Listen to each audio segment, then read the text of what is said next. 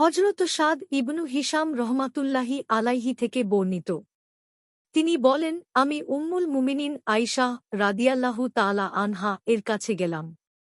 তাঁর কাছে বললাম, হে উম্মুল মুমিনিন, আমাকে রাসূলুল্লাহ সাল্লাল্লাহু আলাইহি ওয়াসাল্লামের খুলুক স্বভাব চরিত্র ব্যাপারে কিছু বলুন। আয়েশা রাদিয়াল্লাহু তাআলা আনহা বললেন, তুমি কি কুরআন পড়ো না? আমি বললাম, হ্যাঁ পড়ি। এবার তিনি বললেন, রাসূলুল্লাহ সাল্লাল্লাহু আলাইহি ওয়াসাল্লামের নৈতিকতা ছিল আল কুরআন।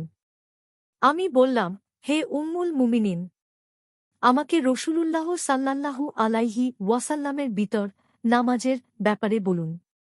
তিনি বললেন, রাতের বিতর নামাজের জন্যে আমি পূর্বে থেকেই রাসূলুল্লাহ সাল্লাল্লাহু আলাইহি ওয়াসাল্লামর মিসওয়াক ও উযুর পানির ব্যবস্থা করে রাখতাম।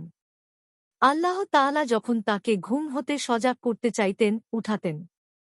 তিনি সাল্লাল্লাহু আলাইহি ওয়াসাল্লাম প্রথমে মিসওয়াক করতেন, তারপর অজু করতেন ও ৯ রাকাত নামাজ আদায় করতেন। অষ্টম রাকাত ব্যতীত কোনো রাকাতে তিনি বসতেন না। ৮ রাকাত পড়া শেষ হলে তাশাহুদে বসতেন। আল্লাহর জিকর করতেন, তাঁর প্রশংসা করতেন, তাঁর নিকট দোয়া করতেন অর্থাৎ আত্তাহিয়াতু পাঠ করতেন।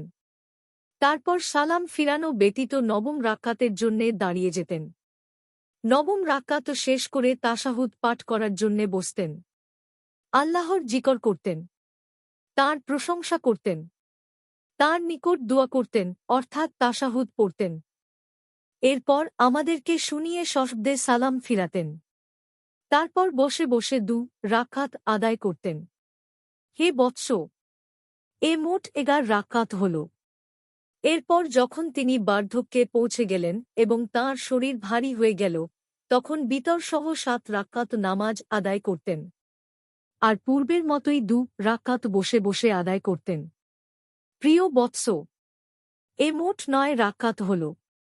আল্লাহর নবী সাল্লাল্লাহু আলাইহি ওয়াসাল্লাম কোনো নামাজ আদায় করলে তা নিয়মিত আদায় করতে পছন্দ করতেন।